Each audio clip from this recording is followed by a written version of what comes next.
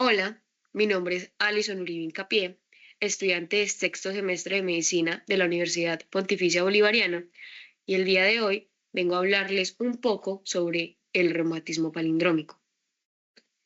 Este va a ser el orden que llevaremos en el día de hoy. Para empezar, la palabra reumatismo significa un flujo patológico de los humores del cuerpo. Esto haciendo referencia a esa medicina hipocrática donde el dolor era consecuencia de la acumulación de ese humor en las articulaciones o en los músculos, ya que la palabra atestigua conjunto de síntomas que afectan el aparato locomotor como la inflamación, el dolor o la rigidez de los huesos, músculos, tendones o ligamentos. Y por otro lado, la palabra palindrómico o palíndromo significa o hace referencia de que recorre a la inversa. Quiere decir de cómo empieza una entidad, es así como termina esa misma entidad. Ya en una definición más formal, el reumatismo palindrómico hace referencia a episodios recurrentes de artralgias, generalmente oligoarticulares, que se acompañan de inflamación y enrojecimiento de tejidos peri y paraarticulares. Es de corta duración que se resuelve por completo entre episodios agudos sin causar daño residual, ni cambios clínicos ni radiológicos. Esta entidad no sigue un patrón simétrico constante. De hecho, los ataques pueden involucrar diferentes articulaciones en distintos episodios y no necesariamente afectar ambos lados del cuerpo de manera simultánea. En cuanto a su historia, también es llamada síndrome de Hench o Hench-Rosenberg por quienes la describieron por primera vez, ya que estos doctores en 1944 informaron sobre 34 pacientes atendidos en la Clínica Mayo entre 1928 y 1944 que padecían lo que inicialmente denominaron reumatismo fantasma por las características clínicas de esta enfermedad, que luego cambió al nombre formal de reumatismo palindrómico. Sobre el doctor Philip Showalter Hench, se sabe que fue el encargado del descubrimiento de la cortisona en colaboración con el bioquímico Edward Kendall. Ellos investigaron desde 1929 el papel de las hormonas suprarrenales en enfermedades reumáticas. En 1948 administraron por primera vez un corticoesteroide, conocido entonces como compuesto E, y posteriormente como cortisona a pacientes con artritis reumatoide, los cuales denotaron una evidente mejoría clínica. Por parte del doctor E. F. Rosenberg no se tiene ninguna información conocida, ni siquiera su rostro, y únicamente se sabe que trabajó en la Clínica Mayo junto al doctor Philip. Sobre la epidemiología de esta enfermedad, se conoce que hay una preponderancia femenina de un 64%. Esto gracias a un estudio transversal de 51 pacientes con reumatismo palindrómico recién diagnosticado entre 2004 y 2006. Y esta entidad se presenta en adultos entre 20 y 50 años. En cuanto a su incidencia y prevalencia, por lo inespecífico de su presentación clínica y por ende su subdiagnóstico por parte del clínico, se desconoce la prevalencia del reumatismo palindrómico en la población general, pero se sabe que es menos común que la artritis reumatoide, aunque la frecuencia relativa no está clara. Posibles factores de riesgo. Es importante resaltar que no está claro si esta entidad es una variante o una forma preclínica de la artritis reumatoide o una enfermedad distinta con posibles asociaciones con otras enfermedades reumáticas. En cuanto a la susceptibilidad genética, se ha encontrado relación en los alelos HLA-B27, HLA-DR4 y HLA-DR5. No obstante, es importante recalcar que no todos los portadores de esos alelos van a desarrollar esta enfermedad, por lo que la presencia o no de este alelo no es un factor determinante. Adicionalmente, la variabilidad de conclusiones demuestra una falta de consenso en los criterios diagnósticos. Se sabe en la actualidad que la relación entre estos antígenos de histocompatibilidad y artritis reumatoide es muy clara, pero dada la poca asociación entre estos marcadores y el reumatismo palindrómico, puede concluirse que esta entidad no es una mera variante de la artritis reumatoide y que el antecedente de esos antígenos en la historia personal del paciente lo conducen hacia una expresión alternativa de la enfermedad. En cuanto a su etiología y patogénesis, permanece desconocida.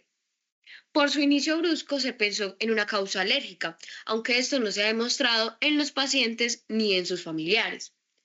También se pensó en una base infecciosa, pero todos los cultivos resultaron negativos. Y se ha estudiado la posibilidad de que los ataques estén relacionados con el déficit del inhibidor de la C1 esterasa, con la activación del complemento o con la presencia de inmunocomplejos circulantes, pero sin éxito. ¿Qué es el déficit del inhibidor de la C1 esterasa? Bueno, para empezar, el inhibidor de la C1 esterasa es una glucoproteína plasmática de la familia de las serpinas, los cuales son inhibidores de proteasas de serina. Lo que hace es prevenir la activación excesiva del sistema de complemento, la coagulación y la inflamación, evitando así respuestas inflamatorias descontroladas y la formación de edemas, crucial para evitar daños tisulares y mantener la homeostasis vascular. ¿Cómo lo hace?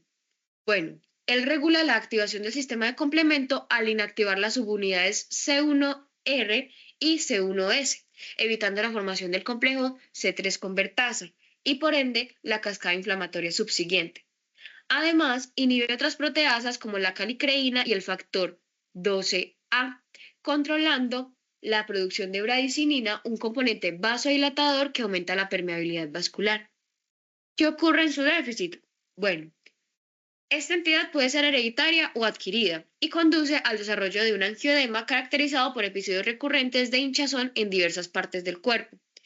Los pacientes experimentan edemas prominentes en las extremidades, el rostro, el tracto gastrointestinal y las vías respiratorias superiores, sin presencia de urticaria ni prurito. Adicional, hay presencia de autoanticuerpos contra la C1 esterasa o su consumo excesivo, llevando a niveles funcionales bajos de esta proteína.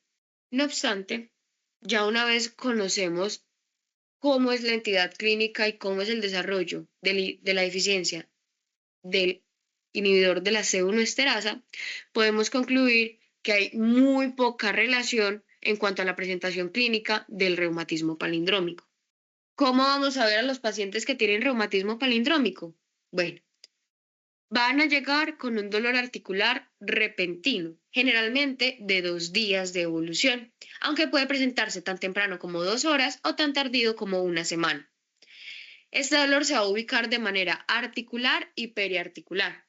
Adicional, puede ser mono u oligoarticular. Es muy poco probable que sea poliarticular. Puede ser de leve a muy intenso, aunque va a tener una resolución completa sin discapacidad residual. Se ha hablado de una, entre comillas, impotencia funcional transitoria, no obstante, en muy pocos pacientes. Y generalmente, el tiempo de presentación entre cada episodio tiende a ser irregular. Un episodio puede presentarse al día siguiente del último que tuvo o al mes siguiente del último que tuvo, como una duración estimada o un tiempo estimado de 3.5 meses entre cada episodio. Y ya luego, entre síntomas asociados, tenemos que los síntomas constitucionales son muy raros, no obstante puede haber la presencia de edema, eritema y nódulos transitorios. En cuanto al examen físico, de manera general podemos encontrar fiebre, pero esto es muy raro. En la piel, una dermatitis neutrofílica reumatoide, pápulas, placas y nódulos generalmente sensibles, bien delimitados y eritematosos que pueden estar cubiertos por una costra o lesiones anulares, vesiculares y pustulosas, aunque todas estas presentaciones son raras. Su distribución tiende a ser simétrica en las superficies extensoras de las extremidades, el tronco y los glúteos. Y en las articulaciones, como ya hemos hablado, va a ser un dolor oligoarticular de 1 a 3 articulaciones, más en miembros superiores. Se va a acompañar de enrojecimiento e inflamación de las articulaciones afectadas y aproximadamente 1 de cada 3 pacientes va a presentar inflamación periarticular con enrojecimiento marcado durante el episodio agudo, especialmente si afecta la muñeca o pequeñas articulaciones de la mano. Esta entidad puede afectar cualquier articulación, aunque tiende más a presentarse en las metacarpofalángicas e interfalángicas proximales, las muñecas y las rodillas. Para su diagnóstico, ninguna prueba por sí sola puede confirmarlo. De hecho, es meramente clínico y de exclusión. Se han propuesto varios criterios en un estudio de rendimiento de los criterios diagnósticos existentes para el reumatismo palindrómico que se realizó durante el año 2024, se demostró que los criterios de Hanonen y González López tienen un mejor rendimiento en el diagnóstico del reumatismo palindrómico, ya que su sensibilidad y especificidad han sido superiores, con una sensibilidad de 96.4% y una especificidad de 92.3%, lo que da una precisión del 94.3%. El día de hoy sugiero estos 5 criterios diagnósticos que se encuentran en todos los criterios diagnósticos existentes para el reumatismo palindrómico. Todos deben cumplirse. El primero es una historia de 6 meses de monoartritis o poliartritis repentina, recurrente y breve. El segundo es la observación directa de crisis de dolor por parte del médico o al menos una evidencia fotográfica que lo atestigue. 3 o más articulaciones involucradas en diferentes ataques. Esto quiere decir que si en un episodio durante enero se afectó la muñeca y la rodilla, y en un episodio en febrero se afectó las metacarpofalángicas, pero no la muñeca ni la rodilla, ya hay 3 articulaciones distintas que se han afectado en distintos episodios. El cuarto es que no haya evidencia radiológica de erosión ósea o articular. Y el quinto es la exclusión de otras artritis como la artritis reumatoide, el lupus eritematoso sistémico o la gota. Sus diagnósticos diferenciales pueden ser muy variados. No obstante, por sus características distintivas es que progresivamente el clínico ha de ir descartándolos para llegar al diagnóstico de reumatismo palindrómico, pues recordemos que es un diagnóstico de exclusión. Por otro lado, están los datos clínicos que nos van a orientar a otros posibles diagnósticos cuando estamos sospechando reumatismo palindrómico, los cuales son que la duración de los brotes sean mayores a 1 semana, que haya fiebre, que sean brotes poliarticulares, que se eleven los reactantes de fase aguda, pues como vamos a describir próximamente, no tienden a elevarse en un ataque agudo, que haya una ausencia de autoanticuerpos y que se presenten síntomas sugestivos de otras entidades como lo son lesiones cutáneas, síntomas intestinales, serositis, entre otros. En cuanto a las pruebas de laboratorio, los marcadores inflamatorios tienden a permanecer normales en los ataques agudos. En cuanto a las pruebas serológicas, el factor reumatoide tiende a ser positivo en un 30-60% de los pacientes, el anti-CCP positivo en un 50% de los pacientes y los ANAS positivos en un 30% de los pacientes. Pero recordemos que muchas personas de la población normal, sin ningún tipo de enfermedad, puede tener ANAS positivos y muchas otras enfermedades. Y en comparación con aquellos con artritis reumatoide temprana, los pacientes con reumatismo palindrómico no complicado parecen tener tasas similares de anticuerpos anti-CCP, pero tasas más bajas de anticuerpos, antiqueratina y factor reumatoide. En cuanto a la biopsia y patología, estudios citopatológicos del tejido sinovial durante episodios agudos muestran que puede haber hiperplasia sinovial leve, y en algunos casos se puede observar una infiltración celular inflamatoria aguda y transitoria en los tejidos afectados y la cavidad articular. Pero en la reevaluación tras la recuperación no muestra esta infiltración. En cuanto a las imágenes, no debe tener evidencia radiológica de erosión ósea o articular, incluso después de múltiples ataques. La resonancia magnética puede mostrar sinovitis durante el episodio agudo, pero no se evidencia destrucción del cartílago, ni formación de panos, ni tendencia a la proliferación del revestimiento sinovial. Puede ser común encontrar inflamación extracapsular en la ecografía de alta resolución, que podría ayudar a distinguir el reumatismo palindrómico de la artritis reumatoide en adultos con brote. En cuanto a su tratamiento, va a ser un control sintomático, que inicialmente se va a tratar con AINES e inyecciones ocasionales de esteroides a necesidad durante las crisis. La fisioterapia no suele ser beneficiosa y el uso temporal de férulas para descansar la articulación afectada durante un ataque puede ser beneficioso. Cuanto a su manejo no farmacológico, en algunos pacientes con reumatismo palindrómico, la ingesta de ciertos alimentos específicos para cada caso puede desencadenar el ataque típico, por lo que se sugiere buscar esta asociación en cualquier paciente con reumatismo palindrómico, ya que la eliminación del alimento causante de la dieta puede ayudar a prevenir los ataques. En cuanto al manejo farmacológico, tenemos varias opciones. Para empezar, están los AINES que pueden ayudar a aliviar los síntomas, pero no son adecuados como monoterapia, ya que solo el 3% va a responder. Son efectivos porque producen alivio parcial del dolor articular en algunos pacientes y raramente inducen una remisión prolongada. Si los ataques son frecuentes y no se controlan satisfactoriamente con tratamientos largos de AINES o analgésicos simples, se debe intentar con un agente antirreumatoide o un antimalárico. En cuanto a la terapia antimalárica, esta va a mejorar la frecuencia y la duración de los ataques y puede retrasar el desarrollo de la artritis reumatoide u otras enfermedades crónicas.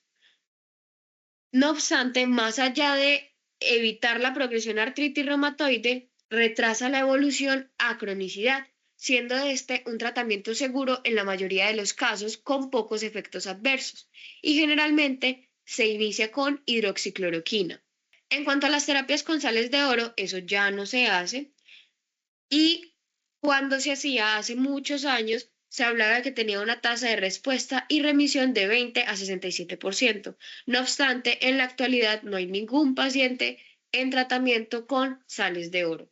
En cuanto a los DMARDs, no hay un consenso sobre su uso y se considera en aquellos casos que presentan un aumento de la frecuencia de las crisis o con factores de riesgo de evolución a artritis reumatoide.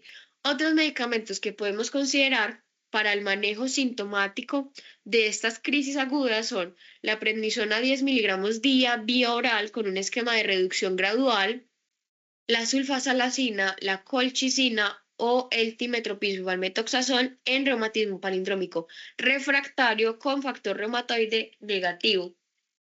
En un estudio observacional del 2021 sobre el uso de metotrexato a dosis baja como terapia complementaria en pacientes con reumatismo palindrómico que no responden a hidroxicloroquina, demostró que reducen el número y la duración de los ataques hasta por 6 meses. Además, debe considerarse el metotrexato en pacientes con anticuerpos anti-CCP y factor reumatoide positivo. Y en un estudio del 2022 sobre la eficacia de la terapia complementaria de la leflunomida, demostró que logró una tasa de remisión completa o parcial del 90% de los pacientes con reumatismo palindrómico activo que tuvieron una respuesta inadecuada a la hidroxicloroquina con metotrexato y prednisolona en dosis bajas. Y es importante considerar que la evolución variable del reumatismo palindrómico, su frecuente tasa de remisiones espontáneas, la ausencia de criterios bien definidos para su diagnóstico, dificultan la evaluación de cualquier intervención farmacológica. Puede afirmarse con seguridad que estos pacientes van a tener un alivio importante de sus síntomas, porque esa es la evolución natural de la enfermedad. En cuanto a las complicaciones, hay una susceptibilidad a desarrollo de enfermedad inflamatoria crónica que es superior en seropositivos para anti-CCP, incluyendo artritis reumatoide, lupus eritematoso sistémico, artritis psoriásica, espondiloartropatías, granulomatosis con poliangiitis, síndrome de Behçet y esclerosis sistémica. Y quienes permanecieron con un factor reumatoide negativo durante más de 10 años tuvieron poca o ninguna discapacidad permanente. En cuanto a su pronóstico, este está fuertemente afectado por la presencia de factor reumatoide. Hay 3 patrones de evolución de esta enfermedad. El primero es que hay una remisión clínica de los episodios. El segundo es que hay un reumatismo palindrómico recurrente sin afección articular.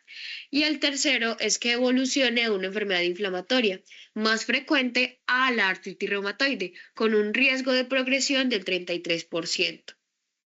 Y los factores de riesgo para desarrollar artritis reumatoide son factor reumatoide positivo, afección de la muñeca, afección de la interfalángica proximal, sexo femenino, aumento de la BCG y dolor poliarticular.